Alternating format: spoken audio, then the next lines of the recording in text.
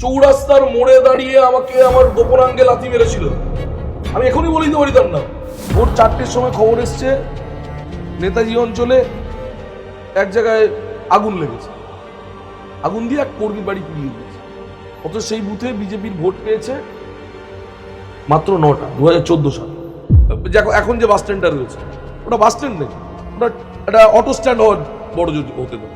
তো আমাদের কাকদ্বীপের স্টেডিয়াম বলো বা অন্যান্য যে মাঠগুলো বলো, সবগুলোর বেহাল অবস্থা সবাই জানে, ওটা কাকদ্বীপবাসী জানে। তো সেগুলোর সংস্কারের জন্য তোমরা কি করতে পেরেছো? আরে বিগত 15 বছরে তৃণমূল কিছু করতে পারেনি, আর আপনারা তো এক মাসের মধ্যে আমরা অনেক কিছু প্রকল্প ঘোষণা করেছি। যে 3 মাস 4 মাস মৎস্যজীবীরা ঘরে বসে থাকে তাদেরকে সেই সময়টার মধ্যে কোনো রকম কোনো ভাতা প্রদান করা যায় না, ওই 3-4 মাস। তাহলে কাকদ্বীপের ফুটবল খেলাটা কি ফাইনালি হচ্ছে এই বছর? সময় বলতে 2016তেও ক্যান্ডিডেট, 21-এ নয়, 26-এ নয়। তো কোথাও কি মনের মধ্যে একটা কোনো আক্ষেপ রয়ে গেছে? বিগত দিনের সরকার 25 ভাগ 75 ভাগ করে কংক্রিটের কোথাও বাঁধ নির্মাণ করতে পারে, শুধু নিজেদের মধ্যে টাকা ঝাড়াঝাড়ি করেছে। আজকে যদি তৃণমূল জিতত 4 তারিখ, আমি তোমাদের এই স্টুডিওতে বসে কথা বলতে পারতাম। তোমাদের এত বড় জয়ের পরে এই যে রাতারাতি বিজেপিকরণ, কিছু তৃণমূলের লোক বা যারা তৃণমূল করতো তারা যে রাতারাতি গেরুয়া আবির মেখে বিজেপি জয়ের পরে বিজেপি দলের সঙ্গে মিশে গেল, সেইগুলোর বিরুদ্ধে তোমরা কি ব্যবস্থা নিচ্ছ? কোনো মেশামেশি সিস্টেম নেই। এ দেশ হিন্দুদের, এ দেশ মুসলিমদের, এ দেশ খ্রিস্টানদের, এ দেশ জৈনদের, এ দেশ বুদ্ধদের, সবার। আমরা মৌলবাদের বিরুদ্ধে, আমরা মুসলিম সমাজের বিরুদ্ধে। মোদিজি বলেই দিয়েছেন, না খাউঙ্গা না খানে দুঙ্গা। সোনার বাংলা গড়বো আমরা। এই সোনার বাংলা গড়ার ক্ষেত্রে যে বাধা সৃষ্টি করবে সেটা গরম করে দেওয়া হবে, একদম সেটা গরম করে দেওয়া হবে, পরিষ্কার বলছি।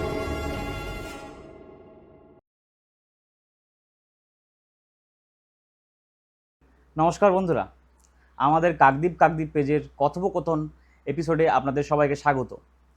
তো আজকে আমাদের সঙ্গে আছেন ভারতীয় জনতা পার্টির মথুরাপুর সাংগঠনিক জেলার সম্পাদক শ্রী কৌশিক দাস মহাশয়, বা আমাদের কৌশিক দা। নমস্কার দাদা। নমস্কার। তো দাদা, রাজনীতি প্রসঙ্গে তো অনেক কথাবার্তা হবে, তো তোমার পার্সোনাল জীবন সম্বন্ধে যদি তুমি একটু কিছু তুলে ধরো আমাদের সামনে। কৌশিক দাস বলতে একটা সাদামাটা জীবনযাপন করা একটা ছেলে, যে ভারত মায়ের সেবার জন্য দেশাত্মবোধে উদ্বুদ্ধ হয়ে সংঘের শাখায় গিয়ে শরীরচর্চা করে যে সাদামাটা জীবন কাটাতে চেয়েছিল, কিন্তু কোথাও গিয়ে আমার জীবনে মোড় ঘুরে যায়। আমার মা কোনোদিনও চায়নি আমি রাজনীতিতে আসি, বিন্দু মাত্র চাইনি। ছোটবেলায় দেখতাম মায়ের সঙ্গে বাবার অশান্তি, কচকচানি, কথা কাটাকাটি, কি সারাদিন বাবা রাজনীতি নিয়ে ব্যস্ত। মা চেয়েছিল পড়াশোনা শেষ করার পর একটা যেন সাদামাটা জীবন, চাকরি বাকরি করি, 10টা 5টা ডিউটি করি, সেইভাবে জীবনযাপনটা পালন করি। আমি চাইনি। আচ্ছা, আজকের এই কথা হওয়ার আগে তুমি একটা বলছিলে তোমার জীবনের একটা মজার গল্প আছে, তো গল্পটা সম্বন্ধে যদি তুমি আমাদের দর্শক বন্ধুদের একটু বলো। রাজনীতিতে আসার কোনো ইচ্ছেই ছিল না। আমার লক্ষ্য ছিল দেশ মায়ের সেবা করা। তার জন্য আমি ইন্ডিয়ান আর্মিতে, যদি চান্স না পাই ইন্ডিয়ান এয়ারফোর্সে, নাহলে নেভিতে। আমার ইচ্ছেই ছিল আর্মি জয়েন করা। কিন্তু আমার জীবনের মোড় ঘুরে যায় 2004 সালে। মাধ্যমিক দেব তার ঠিক কয়েক মাস আগে ক্লাসের মধ্যে দেখতে পাচ্ছি 1 টাকা করে চাঁদা তোলা হচ্ছে বাচ্চা ছেলেদের কাছ থেকে। কারা তুলছে? এসএফআই তুলছে। কি নাম করে তুলছে? তাদের সদস্যকরণ অভিযান চলছে। 1 টাকা করে চাঁদা দিয়ে প্রত্যেক সদস্য হতে হবে। প্রতিবাদ করি। মারতে আমাকে স্কুল থেকে মারতে বাড়িতে নিয়ে গিয়েছিল এসএফআই এর ক্যাডাররা। 19 দিন ঘর ছাড়া ছিলাম। 19 দিন। গ্রামের বাড়িতে খড়ের গাদায় আগুন দিয়ে দিয়েছিল। খড়ের গাদা হয়, মানে হুম। খড়, শুকনো খড়ের গাদা হয়, সেখানে আগুন দিয়ে দিয়েছিল। খড়ের গাদায় আগুন 15 দিন পরেও নেভানো যায়নি। খড়ের গাদার আগুন গুমসুনি আগুন থাকে ভেতরে। সেটা তো। অত্যাচার এই লেভেলে চলেছিল। জমি দখল করেছিল। প্রিটেস্টের আগে এইরকম এফেক্ট আমার অঙ্কের পরীক্ষায় পড়লো। আমার বলতে লজ্জা নেই, দ্বিধা নেই। আমি অঙ্কতে 100-তে 1 পেয়েছিলাম। 100-তে 1 পেয়েছিলাম। স্বর্গীয় ভানুবাবু আজকে আমাদের ইহলোক করে এই পরলোক গমন করেছেন কয়েকদিন আগে। উনি আমার কান মুলে বলেছিলেন, প্রতিবাদটা করতে গেলি কেন? চৌরাস্তার মোড়ে দাঁড়িয়ে আমাকে আমার গোপনাঙ্গে লাথি মেরেছিল। আমি এখনই বলে দিতে পারি তার নাম। 2026-এ কাকদ্বীপ বিধানসভা থেকে যে সিপিএম এর ক্যান্ডিডেট ছিল, সে আমার গোপনাঙ্গে 2004 সালে লাথি মেরেছিল চৌরাস্তার মোড়ে দাঁড়িয়ে। নামটা বলেই দাও। নারায়ণ দাস। কোনো অসুবিধা হ্যাঁ, নেই। ভয় কিসের? রাজনীতি করতাম না আমি। আমার জীবনে রাজনৈতিক মোড় ওখানেই ঘুরেছিল। রাজনীতির প্রতি আকর্ষণ আমার ওখানেই ছিল। আমি বাই বর্ন জনসংঘ ফ্যামিলি ছিল। বাবা বিজেপি করতেন, এখনো বিজেপি করেন, 3বারের ডিস্ট্রিক্ট ভাইস প্রেসিডেন্ট, অবিভক্ত জেলা। ঠাকুরদা জনসংঘ করত। বাবার মামা জনসংঘের এখানকার সভাপতি ছিল। ভারত কেশরী ডক্টর শ্যামাপ্রসাদ মুখার্জি যখন কাকদ্বীপে এসেছিল, তাকে পায়ে যাতে কাদা না লাগে, স্টিমার ঘাটে, তখন নদী পথে সবকিছু চলতো। বাবার কাছ থেকে গল্প শুনেছি। বাবার মামা তাকে কোলে করে নামিয়েছিল, এত বড় মাপের মানুষ, তাকে পায়ে কাদা লাগতে দেবো না। আমি বাই বর্ন জনসংঘ ফ্যামিলির ছেলে।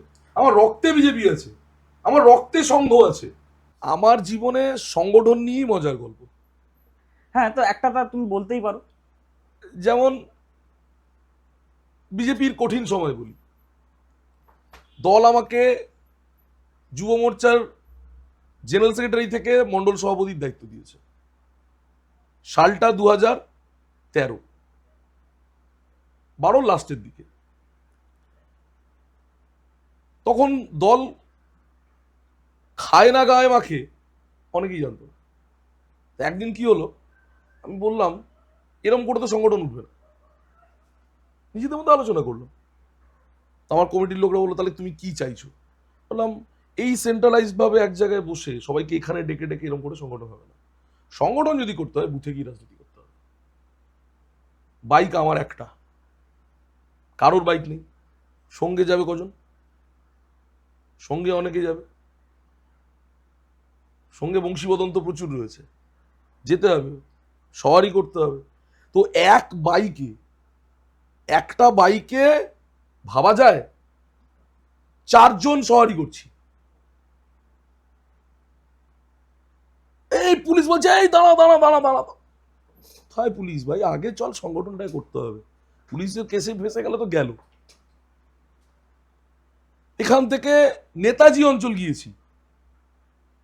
রাত নেই, বিরেত নেই, সকাল নেই, ভোর নেই, 4 জন একটা বাইকে সওয়ার করছি। যেতে যেতে টায়ার পাঞ্চার। টায়ার সারাতে সারাতে দিন কভার হয়ে গেছে। ওখানে পৌঁছেছি, দেখলাম বুথের সবাই উঠে চলে গেছে। যে কজন লোক জড়ো হয়েছিল তারা উঠে চলে গেছে। কি করব? তাদের মধ্যে থেকে যে মূল মাথা, তাদের বাড়িতে বাড়িতে গিয়েছি। দুপুরে খাওয়া নেই। পুরনো এক কর্মী ছিল, তাকে বললাম, একটু ভাত হবে, মানে একটু রান্না করা যাবে?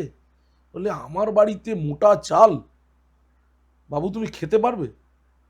আমার মা আমাকে ছোটবেলা থেকে এমন ভাবে মানুষ করেছে, নুন ভাত মেখেও চটকেও ভাত খেতে পারি, আবার বিরিয়ানিও খেতে পারি, মাছের ঝোল দিয়েও ভাত খেতে পারি, আবার ডাল আলু সিদ্ধ ভাতও খেতে পারি, জুতো সেলাইও করতে পারি, আবার গীতা পাঠও করতে পারি, হনুমান চালিসাও গড় গড় করে বলে দিতে পারি।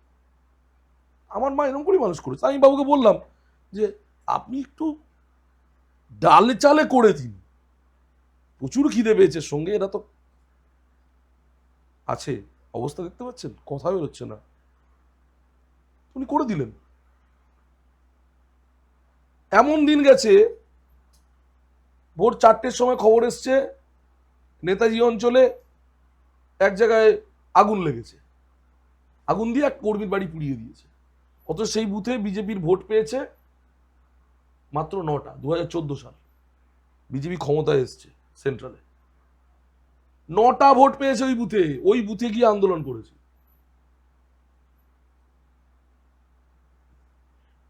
ঘুরে ঘুরে চা দোকানে বসে বসে আড্ডা মেরে মেরে সংগঠন করেছি, সংগঠন তুলেছি বুথে, এই কাকদ্বীপের বুকে, প্রতাপাদিত্যনগর অঞ্চলে। আচ্ছা, এটা তো গেল রাজনীতির বিষয়। তো তোমার একটা পার্সোনাল একটা মজার ঘটনা বলো না, যাতে করে মানুষের যারা যারা তোমাকে চেনে না তাদের চিনতে যাতে সুবিধা হয়। আমার জীবনে সত্যিই বলছি, ছাত্র জীবন থেকে বলছি না, ক্লাস 10-এর পর থেকে যেভাবে আমি ওই একটা অত্যাচারের ঘটনা আমাকে যেভাবে রাজনীতির দিকে ঠেলে দিয়েছিল, সমাজসেবার দিকে ঠেলে দিয়েছিল, আমার জীবন জুড়ে শুধুমাত্র রাজনৈতিক ভালোবাসাই আছে। আমার জীবন জুড়ে রাজনীতির আঙিনাতে অনেক ভালো লাগা মন্দ লাগা রয়েছে, এর বাইরে নেই। আচ্ছা, তোমার তো ছোটবেলা থেকে এই রাজনীতিতে প্রবেশ, সেখানে মণ্ডল সভাপতি, সেখান থেকে এমএলএ টিকিট, সেখান থেকে পরবর্তীকালে হচ্ছে তোমার কাউন্টিং এজেন্ট, আজকে ধরো তোমার মথুরাপুর সাংগঠনিক জেলা তুমি সম্পাদক। তো তোমার তো এই মথুরাপুর সাংগঠনিক জেলা জুড়ে অনেক অনুগামী আছে, তাদের উদ্দেশ্যে একটা বার্তা তুমি কি দিতে চাও? আমি প্রথমেই বলে রাখি, আমার ব্যক্তিগত অনুগামী আমি আছে বলে আমি মনে করি না। সবাই দলের অনুগামী। আজ আমি দলের ছত্রছায়ায় আছি বলে হয়তো আমার অনুগামী তৈরি হয়েছে। আমি বিজেপি ছাড়া গুড ফর নাথিং, কিচ্ছু না। আমি বিজেপির ছত্রছায়ায় আছি তাই আমার অনুগামী তৈরি হয়েছে। আমি বিজেপি করছি তাই আমার অনুগামী তৈরি হয়েছে। আমার ব্যক্তিগত অনুগামী বলে আমি মনে করি না, সব দলের অনুগামী। তো দলের এই অনুগামীদের কাছে আমার বিশেষ একটাই বার্তা, দলকে আগামী দিনে পরিচালিত করতে হবে। তোমরা ক্যাডার থেকে লিডার হওয়ার চেষ্টা করো, আর লিডার হতে গেলে নিয়মানুবর্তিতার মধ্যে দিয়ে তোমায় চলতে হবে, বহু কঠিন পরিস্থিতির মধ্যে দিয়ে চলতে হবে। কখনো সহজ, কখনো উত্থান, কখনো পতন, কখনো কঠিন রাস্তা, কখনো আঁকাবাঁকা রাস্তা, কখনো সোজা রাস্তা। চলতে তোমাকে হবে, থামলে চলবে না, জায়গা ছাড়লে চলবে না, লক্ষ্যমাত্রা স্থির রেখে এগিয়ে চলো।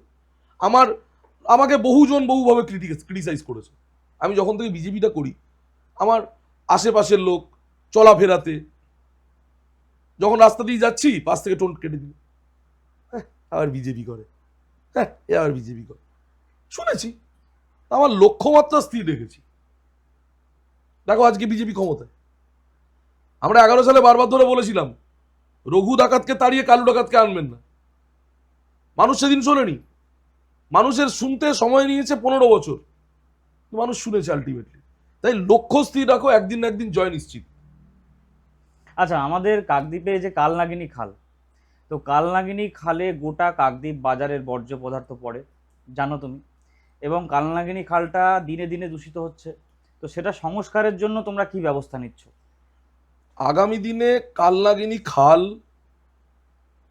কাকদ্বীপ পালবাজার, কাকদ্বীপে কৃষক মান্ডি গঠন, কাকদ্বীপে মৎস্য স্টোরেজ তৈরি করা, নির্মাণ হবে। আমাদের যে শ্বেতপত্র বেরিয়েছিল, আমাদের যে আমরা ভোটের আগে যে প্রতিশ্রুতি দিয়েছিলাম, তার মধ্যে এগুলো আছে। আচ্ছা, কাকদ্বীপ বাজারে তো একটা বাস স্ট্যান্ড হওয়ার কথা চলছিল তৃণমূলের আমল থেকে। তো তোমাদের আমলে কি আমরা সেই বাস স্ট্যান্ড? দেখো ভাই, কাকদ্বীপ বাজারের ওপর বাস স্ট্যান্ড হবে না, আমি পরিষ্কার বলছি। এটা চলছে, এটা সাময়িকভাবে চলছে। প্রপার কাকদ্বীপকে বিস্তার লাভ করাতে হবে। কাকদ্বীপকে তুমি যদি কুক্ষিগত করে রাখো তাহলে চলবে না। তুমি বাস, দেখো এখন যে বাস স্ট্যান্ডটা রয়েছে, ওটা বাস স্ট্যান্ড নাকি? ওটা একটা অটো স্ট্যান্ড হওয়ার বড় হতে পারে। বাস স্ট্যান্ড টার্মিনাস হবে অনেক বড় বড় টার্মিনাস। বিগত দিনে এখানে তৃণমূলের এমপি এমএলএ ছিল, মন্ত্রীও ছিলেন, কিচ্ছু করেনি। কাকদ্বীপবাসীকে হাতে লণ্ঠন ধরিয়ে দিয়েছে। আচ্ছা, পৌরসভা হওয়ারও কথা ছিল, তো পৌরসভা কিচ্ছু কি করেনি। তোমাদের আমলে পৌরসভা আগামী আমরা দিনে দেখতে পাবো? একদম একদম আমাদের মাননীয় বিধায়ক সাহেব পৌরসভা করার জন্য উঠে পড়ে লেগেছেন। যত দ্রুততার সঙ্গে পারে কাকদ্বীপে পৌরসভা ঘোষণা হবে কাকদ্বীপ, এবং কাকদ্বীপের এই পৌরসভার কাঠামোগত উন্নয়নের দরকার আছে। বাস স্ট্যান্ড হবে, বাইপাস রাস্তা হবে, সব কিছু হবে, সময় লাগবে। 1 মাস হয়েছে, ভরসা রাখুন আমাদের ওপরে, একটু সময় দিন, গুছোতে একটু সময় লাগছে। 1 মাসের মধ্যে আজকে বললি কালকে হয়ে যাবে, ওটা হতে পারে না। আরে বিগত 15 বছরে তৃণমূল কিছু করতে পারেনি, আর আপনারা তো 1 মাসের মধ্যে অনেক কিছুই প্রকল্প ঘোষণা করেছি। আমরা দেখিয়ে দিচ্ছি, আগামী দিনে দেখিয়ে দেবো, সোনার বাংলা গড়বো আমরা। দাদা 2016তেও ক্যান্ডিডেট, 21-এ নয়, 26-এ নয়, তো কোথাও কি মনের মধ্যে একটা কোনো আক্ষেপ রয়ে গেছে? বিন্দু মাত্র কোথাও আক্ষেপ নেই। আমি একটা রেজিমেন্টেড পার্টির একটা ক্যাডার, দল আমাকে বলেছে বুথ সভাপতি হও, বুথ সভাপতির দায়িত্ব পালন করো, বুথ সভাপতির দায়িত্ব পালন করেছি। দল আমাকে বলেছে তুমি যুব মোর্চার সভাপতি হও, দায়িত্ব পালন করো, সেটা করেছি। দল আমাকে বলেছে তুমি অবিভক্ত মণ্ডলে মণ্ডল সভাপতি হও, খুব অল্প বয়সে অবিভক্ত মণ্ডলে মণ্ডল সভাপতির দায়িত্ব পালন করেছি। দল আমাকে বলেছে 16 সালে তুমি ক্যান্ডিডেট হও, হয়েছি। তার আগে দল 2011 সালে বলেছে ইলেকশন এজেন্ট হও, ক্যান্ডিডেটের, এমএলএ ক্যান্ডিডেটের, হয়েছি। 21-এ বলেছে ক্যান্ডিডেট, আমাদের দীপঙ্কর দাই ছিলেন 21-এর ক্যান্ডিডেট, তার ইলেকশন এজেন্ট আমি ছিলাম, পালন করেছি। দল আমাকে 26-এর নির্বাচনের সার্বিকভাবে গোটা মথুরাপুর সাংগঠনিক জেলায় জেলা সম্পাদকের দায়িত্ব পালন করতে বলেছে, প্রচার করতে বলেছে। আমি মথুরাপুর সাংগঠনিক জেলার বিভিন্ন প্রান্তে প্রচার করেছি। দল যেখানে যেভাবে আমাকে কাজে লাগিয়েছে, আগামী দিনে দল আমাকে যেভাবে কাজে লাগাবে আমি সেভাবে কাজে লাগবে, কোনো আক্ষেপ নেই। আমি দীপঙ্কর দার পাশে দাঁড়িয়ে বিভিন্ন এলাকার প্রচারে গিয়েছি, সোশ্যাল মিডিয়া দেখো, বিভিন্ন খবরের শিরোনামে দেখো, কোনো আক্ষেপ নেই আমার, বিন্দু মাত্র না। কারণ আমি দলের নির্দেশনাবলী মেনে চলেছি বা আগামী দিনে মেনে চলবো। আচ্ছা, তো যদি নতুন কোনো এখনকার যুব সমাজ রাজনীতির সঙ্গে যুক্ত হতে চায়, বা ধরো তোমাদের ভারতীয় জনতা পার্টির সঙ্গে যুক্ত হতে চায়, তো তার কি কি করণীয়, বা সে কি কি করলে রাজনীতিতে যুক্ত হতে পারবে এখনকার সময়ের পরিস্থিতিতে? দেখো, আমরা ছিলাম বিরোধী দল, বর্তমানে পশ্চিমবঙ্গের শাসক দল। সেই জায়গায় দাঁড়িয়ে ভাই প্রত্যেকের কাছে, যুব সমাজের কাছে রিকোয়েস্ট করব, বিজেপিতে আসার আগে ভাই নিজের নিজের আত্মচরিত্র ঠিক করার জন্য, বিজেপিতে মানিয়ে নেওয়ার জন্য আগে সংঘের শাখায় যাও ভাই। সংঘের শাখায় গিয়ে নিয়মানুবর্তিতা, দেশাত্মবোধ, এগুলো শেখা দরকার। তো সংঘের শাখা তো তুমি বললে, তো সংঘের শাখায় যদি যেতে হয় তো তাকে কিভাবে সংঘের শাখায় সে যেতে পারে? যে কেউ সংঘের শাখায় যেতে পারে, যে কেউ, প্রত্যেক স্তরের মানুষ সংঘের শাখায় যেতে পারে, তার জন্য আলাদা করে কিছু করতে হবে না। যেখানে শাখা চলে দাঁড়িয়ে যাবে, ব্যায়াম করবে, ধ্বজ প্রণাম করবে, প্রার্থনা করবে, নিয়মানুবর্তিতা শিখবে, দেশাত্মবোধের প্রতি তাদের দেশমাতৃকার প্রতি আত্মবলিদানের শপথ নেবে। সংঘের শাখাতে এগুলোই শেখানো হয়। আচ্ছা, এবার একটু রাজনীতির বিষয় থেকে সরে আসছে, ঠিক আছে? তো তুমি আগামী 5 বছরে কাকদ্বীপ তথা সুন্দরবনের সার্বিক উন্নয়ন কি দেখছো, বা পর্যটন শিল্প নিয়ে যদি তুমি কিছু বলো? ব্যাপক আকারে পর্যটন শিল্প গড়ে উঠবে। সবেমাত্র 1টা মাস হয়েছে আমরা সরকারে এসেছি। পর্যটন শিল্প গড়ে তোলার জন্য আগে সড়ক পথকে রূপায়িত করতে হয়, আগে সেখানকার ইনফ্রাস্ট্রাকচার তৈরি করতে হয়, যেটাকে বলে মহল তৈরি করা। সে মহল তৈরি হবে। পর্যটন কেন, সড়ক কেন, শিল্প কেন, মৎস্য কেন, কৃষি কেন, প্রত্যেকটা জায়গায় উন্নয়ন হবে। আমাদের মাননীয় বিধায়ক সুন্দরবন উন্নয়ন মন্ত্রী হয়েছেন, আরো 2খানা দপ্তর পেয়েছেন। উনি, আমার যতটুকু জানা, উনি রাত্রে করে বাড়ি ফিরছেন রাত 2-3টের সময়। গতকালও গিয়েছিলেন ইয়েতে, রায়দিঘিতে নদী ভাঙন দেখতে, মৌসুমীতে গিয়েছেন নদী ভাঙন দেখতে। কারণ বিগত দিনের সরকার 25-75 করে কংক্রিটের কোথাও বাঁধ নির্মাণ করতে পারেনি, শুধু নিজেদের মধ্যে টাকা ঝাড়াঝাড়ি করেছে। আচ্ছা, তুমি যে একটু আগে বললে বিরোধী বিজেপি আর বর্তমানে শাসক বিজেপি, তো এই দুটোর একটু পার্থক্য যদি তুমি তুলে ধরো। দেখো, বিরোধী দলের ভূমিকা থাকে যে সরকার চলে তার যে দোষ ত্রুটিগুলো আছে সেগুলোকে মানুষের সামনে তুলে ধরা। আর শাসক বিজেপির থাকে যে দোষগুলো নিয়ে আমরা এতদিন চেঁচিয়েছি সেই দোষগুলো থেকে শিক্ষা নিয়ে সেই দোষগুলোকে যাতে বাস্তবে রূপায়ণ করা হয়, সেই প্রকল্পগুলোর কাজ, মানুষের কাজ, উন্নয়ন করা। আমরা তো মানুষের উন্নয়নের জন্য চিল্লেছি, তৃণমূল সরকার চুরি করতো বলে চিল্লেছি। তুমি একটা জিনিস পার্থক্য 4 তারিখ থেকে তোমায় দেখিয়ে দিচ্ছি। বিগত দিনে আজকে যদি তৃণমূল জিততো 4 তারিখে, আমি তোমাদের এই স্টুডিওতে বসে কথা বলতে পারতাম? তোমাকেই প্রশ্ন করছি, আমি তোমাদের স্টুডিওতে বসে কথা বলতে পারতাম? ঘর থেকে বেরোতে হতো, আমার লাশ হয়তো কোথায় পড়ে থাকতো খুঁজে পেতো না। একটা মার্ডার হয়েছে কাকদ্বীপে, একটা দোকান ভাঙা হয়েছে, একজনের ওপর আক্রমণ হয়েছে, একটা কোনো অভিযোগ দেখাও, একটা ফুটেজ দেখাও।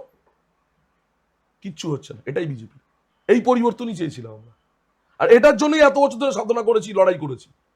আমাদের রাজ্য সভাপতি শ্রমিক দা পরিষ্কার বলছে সোনার বাংলা গড়বো আমরা। এই সোনার বাংলা গড়ার ক্ষেত্রে যে বাধা সৃষ্টি করবে সেটা গরম করে দেওয়া হবে, একদম সেটা গরম করে দেওয়া হবে, পরিষ্কার বলছি। আচ্ছা, তোমরা দেখেছো, আমি বলছি তোমাকে, তোমরা দেখেছো ওটা পশ্চিমবঙ্গ রাজ্য জুড়ে যারা বিজেপি হয়ে বিজেপির ওপর বা তৃণমূলের ওপরে বা অন্য কোনো রাজনৈতিক দলের কর্মীদের ওপরে একটু গরম হাব ভাব নিয়েছে, দল শোকজ করেছে, সাসপেন্ড করেছে। আচ্ছা, এই যে রাতারাতি বিজেপিকরণ, তোমাদের এত বড় জয়ের পরে এই যে রাতারাতি বিজেপিকরণ, কিছু তৃণমূলের লোক বা যারা তৃণমূল করতো তারা যে রাতারাতি গেরুয়া আবির মেখে বিজেপি জয়ের পরে বিজেপি দলের সঙ্গে মিশে গেল, সেইগুলোর বিরুদ্ধে তোমরা কি ব্যবস্থা নিচ্ছ? কোনো মেশামেশি সিস্টেম নেই। ওই গেরুয়া আবির মাখলাম, বিজেপির ঝান্ডা ধরলাম আর গলায় উত্তরীয় পড়লাম মানে আমি বিজেপি হয়ে গেলাম? বিজেপি চলে আদর্শের ওপরে, এথিক্সের ওপরে, ইডিওলজির ওপরে। ওরম করে রাতারাতি বিজেপি হওয়া যায় না। বিজেপি এরম করে রাতারাতি হওয়া যায় না। এবং পুরোপুরিভাবে বাছাই পর্ব শুরু হচ্ছে আমাদের। আমাদের বাছাই পর্ব শুরু হচ্ছে, ছাকুনিতে ছাকা হবে, ছাকুনিতে। এত সহজ নয় বিজেপি দলটার নেতৃত্ব দেওয়া। আচ্ছা, তুমি যে বললে তৃণমূলের আমলে দুর্নীতি হয়েছে, তো তোমাদের আমলে যদি কেউ দুর্নীতির সঙ্গে তোমাদের দলের যদি কাউকে পাওয়া যায়, তো তার বিরুদ্ধে দল সিদ্ধান্ত নেবে, আলবাদ দল সিদ্ধান্ত নেবে। আগামী দিনে দেখতে হবে কতগুলো বিজেপি নেতা, এখনো দেখো না কতগুলো বিজেপি নেতা সাসপেন্ড হয়ে গেছে, শোকজ হয়ে গেছে। আমি তো এক্ষুনি বললাম, দল শুধুমাত্র জেলা স্তর, মন্ডল স্তর, বুথ স্তর থেকে এরম করে লক্ষ্য রাখছে না, রাজ্য বিজেপি পুরোপুরি নজরদারিতে রেখেছে। কে কোথায় কি করছে, কে কার দোকানে তালা মারছে কিনা সেটাও নজরে রেখেছে, কে কাকে হুমকি দিচ্ছে কিনা সেটাও নজরে রেখেছে। আর টাকা খাওয়া অনেক দূরের কথা। মোদিজি বলেই দিয়েছেন, না খাউঙ্গা না খানে দুঙ্গা। আর এটা শ্যামাপ্রসাদ মুখার্জির বাংলা, যে শ্যামাপ্রসাদ মুখার্জির আদর্শে আমরা আদর্শিত হয়ে গোটা ভারতবর্ষের বুকে বিজেপি রাজত্ব করছে, বিবি শাসন করছে। আপনি বলুন না, বিজেপি তো 14 সাল থেকে 26 সাল 12 বছর শাসনকাল চলছে সেন্ট্রালের। কোথায় দুর্নীতি, একটা মন্ত্রীকে দেখান দুর্নীতিগ্রস্ত? প্রশ্নই ওঠে না। বিজেপি এত রাজ্যে শাসন করছে, একটা দুর্নীতি দেখান, হবে না। কারণ এটাই ইডিওলজির পার্থক্য তৃণমূলের সঙ্গে আমাদের। তো দাদা, তুমি যে বললে যে তোমার স্বপ্নের প্রজেক্ট হচ্ছে ক্রীড়া হাব, তো আমাদের কাকদ্বীপের স্টেডিয়াম বলো বা অন্যান্য যে মাঠগুলো বলো, সবগুলোর বেহাল অবস্থা সবাই জানে, গোটা কাকদ্বীপবাসী জানে। তো সেগুলোর সংস্কারের জন্য তোমরা কি করতে চলেছো? আমি প্রথমেই বলে রাখি, কাকদ্বীপে আমাদের লক্ষ্য আছে আন্তর্জাতিক স্তরের ক্রীড়া হাব নির্মাণ। আন্তর্জাতিক স্তরের ক্রীড়া হাব নির্মাণ মানে সেখানে ক্রিকেট খেলা হবে, ফুটবল খেলা হবে, টেনিস কোর্ট থাকবে, ভলিবল খেলা হবে, হাডুডু খেলা হবে। এই জায়গা আছে। বিগত 15 বছর ধরে তৃণমূল ইন্টেনশনালি এটা দেখতে পায়নি, দেখেনি যে ভগ্নপ্রায় স্টেডিয়ামটা আছে সেখানে পুলিশ ব্যারাক করে রেখেছিল, এসপির স্টাফেরা কনস্টেবলরা ওখানে শুতো রাত্রেবেলা করে। সার্বিকভাবে পরিকাঠামোগত উন্নয়ন হবে, আন্তর্জাতিক স্তরের ক্রীড়া হাব নির্মাণ হবে কাকদ্বীপে। এবং সঙ্গে সঙ্গে বলে রাখি এটাও, পাশাপাশি যে মাঠগুলো রয়েছে সেগুলোরও পরিকাঠামোগত উন্নয়ন করা হবে। কারণ মানুষ এখন মোবাইল, ল্যাপটপ, টিভি এগুলো কেন্দ্রিক হয়ে গেছে যুব সমাজ, এদেরকে আবার ফুটবল খেলায় ফিরিয়ে আনতে হবে, ক্রীড়া জগতে ফিরিয়ে আনতে হবে, উদ্বুদ্ধ করতে হবে, নেশামুক্তি করতে হবে, এটা আমাদের লক্ষ্য আছে। তাহলে কাকদ্বীপের ফুটবল খেলাটা কি ফাইনালি হচ্ছে এই বছর? সময় বলবে। কাকদ্বীপ স্টেডিয়াম না বিধান ময়দান? দেখো বিষয়টা আছে, স্টেডিয়াম ময়দান যেটা তুমি বলছো বা বিধান ময়দান বলছো, এটা দুটো আলাদা মাঠ। বিধান ময়দান অনেক পুরনো মাঠ, স্টেডিয়ামকে রূপায়ণ করার চেষ্টা করেছিল লাস্টে, সিপিএম যাওয়ার আগে একটু চেষ্টা করেছিল মাত্র, কিন্তু তৃণমূল তো 15 বছরে সেদিকে ঘুরেই তাকায়নি, আরো যেটুকু ছিল সেটাকে বেহাল অবস্থা করে দিয়েছে। তো যেখানে ক্রীড়া হাব হবে সেখানে লোকাল বাচ্চারা তো খেলতে পারবে না, তাদের জন্য বিধান ময়দান, লোকাল ভাবে যেগুলো প্রতিযোগিতামূলক ক্রীড়া হবে সেগুলোতে লোকাল ভাবে বিধান ময়দান, আর আন্তর্জাতিক স্টেডিয়াম যেটা হবে সেটা আন্তর্জাতিক মানের খেলোয়াড়রা সেখানে খেলবে। আচ্ছা, কাকদ্বীপ তো মৎস্য কেন্দ্রিক একটা ছোট্ট শহর, তো এই কাকদ্বীপের মৎস্যজীবীদের জন্য কি আগামী দিনে আমরা একটা কোনো কোল্ড স্টোরেজ জাতীয় কিছু পেতে চলেছি? কাকদ্বীপে আমাদের এজেন্ডা দিয়েছে, কাকদ্বীপে মৎস্য বন্দর, মৎস্য মানে স্টোরেজ, কোল্ড স্টোরেজ, এবং যারা ছোটখাটো মৎস্যজীবী তাদের জন্য কিছু অনুদান দিয়ে ছোট ডিঙি বা নৌকো তাদেরকে করে দেওয়া যায় নাকি, তারও ব্যবস্থা করা। এবং আমরা কথোপকথনের মধ্যে এটা আমরা মাননীয় মুখ্যমন্ত্রীর কাছে প্রস্তাবও রেখেছি, আগামী দিনে হয়তো এটাও দেখতে পারি যে 3 মাস 4 মাস মৎস্যজীবীরা ঘরে বসে থাকে, তাদেরকে সেই সময়টার মধ্যে কোনো রকম কোনো ভাতা প্রদান করা যায় নাকি, ওই 3-4 মাস। আচ্ছা, দাদার কাছে আর একটা খুবই দুঃখের প্রশ্ন সারা কাকদ্বীপবাসীর হয়ে আমি আপনাকে করছি, যে কাকদ্বীপের যে আমাদের শ্মশান, তো সেইখানে আজও পর্যন্ত একটি ইলেকট্রিক চুল্লির ব্যবস্থা হয়নি, যেটা সারা কাকদ্বীপবাসীর দাবি এবং যার জন্য খুবই কষ্ট হয় বিশেষ করে বর্ষাকালে। তো আগামী দিনে কি আমরা একটি ইলেকট্রিক চুল্লি পেতে পারি? ইলেকট্রিক চুল্লির পাওয়াটা অতি অবশ্যই জরুরি, এবং এই বিষয় নিয়ে দল মাননীয় বিধায়ক সাহেবের সঙ্গে কথা বলছে, মাননীয় বিধায়ক সাহেবেরও মাথায় রয়েছে বিষয়টা।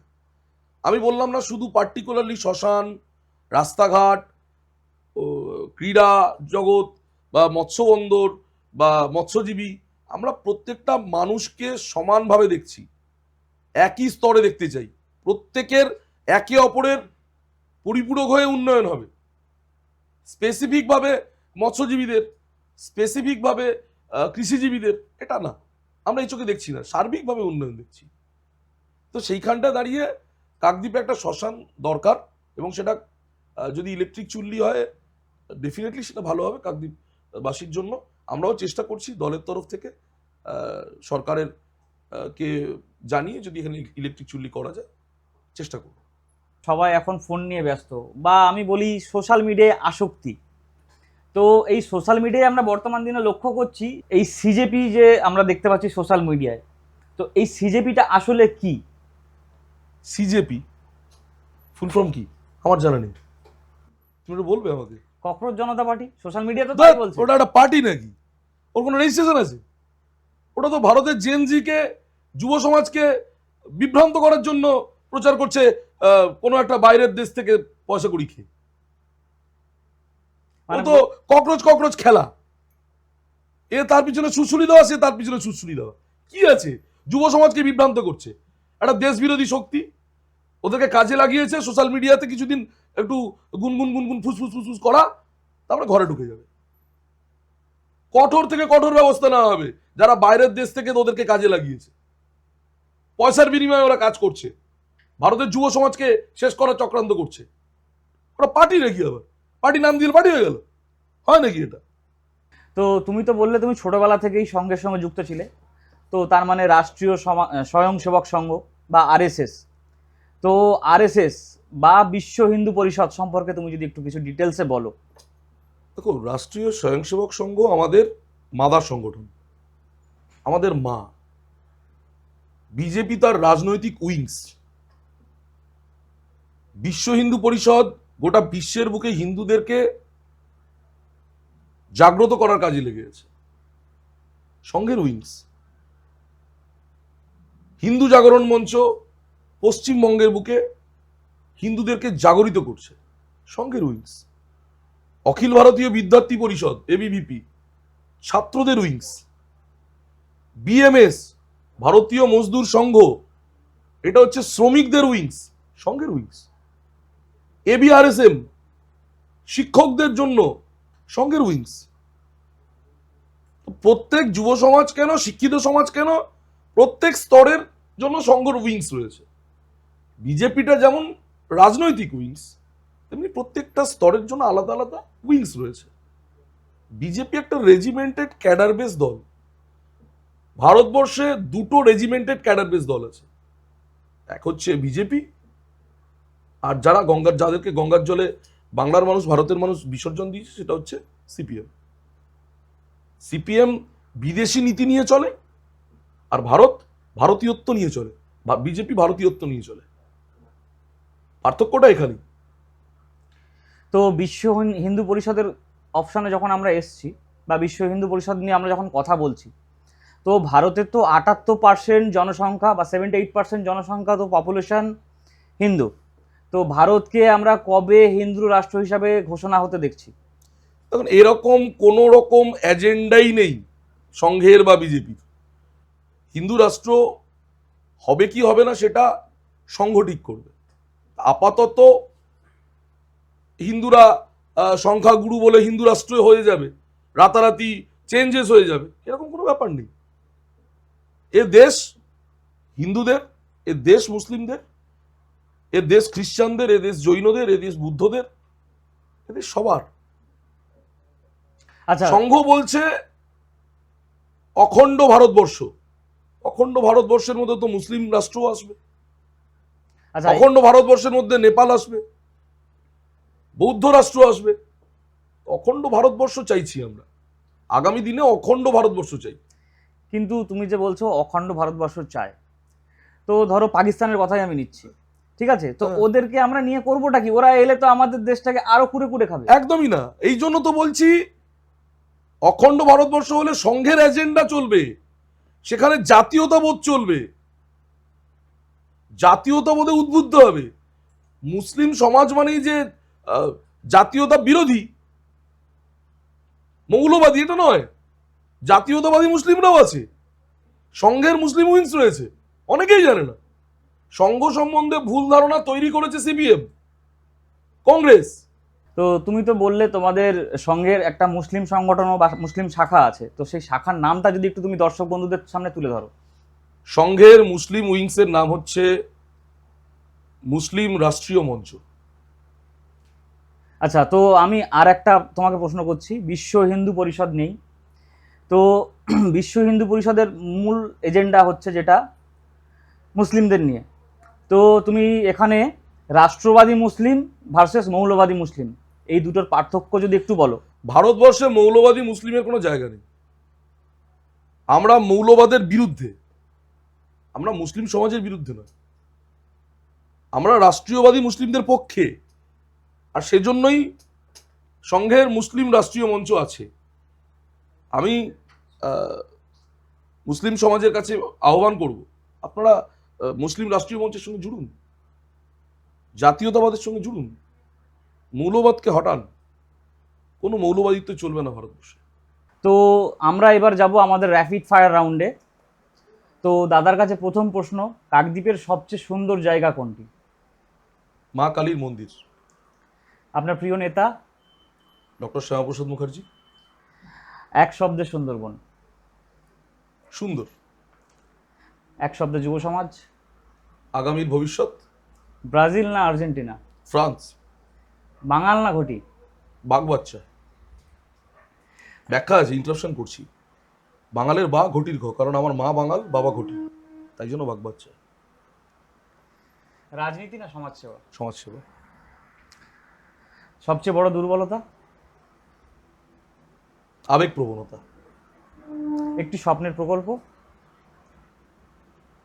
ক্রীড়া হাব রূপায়ণ। তো ক্রীড়া হাব রূপায়ণ যখন হচ্ছে, তো কাকদ্বীপের যে ফুটবল খেলা বিধান ময়দানে, সেটা কি হচ্ছে? সময় বলবে। আচ্ছা, যুবকদের জন্য এক লাইনের বার্তা? লক্ষ্য স্থির রাখা।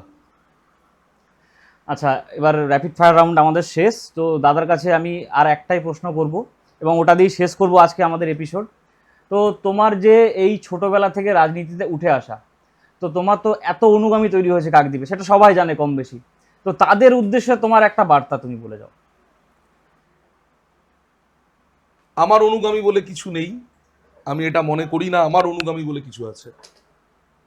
দলের অনুগামী হও, বিজেপির ছত্রছায়ায় থাকো, বিজেপির ঝান্ডার তলায় থাকো, নিজেকে নিষ্ঠার সঙ্গে দলটা করো, নিজে নিষ্ঠার সঙ্গে দলটা করো, কোনো করাপশনের সঙ্গে জড়িও না, এবং আগামী দিন শুধুমাত্র রাজনীতি করার জন্য রাজনীতিটা করো না, সার্বিকভাবে সমাজের উন্নয়নের জন্য রাজনীতিটা করো।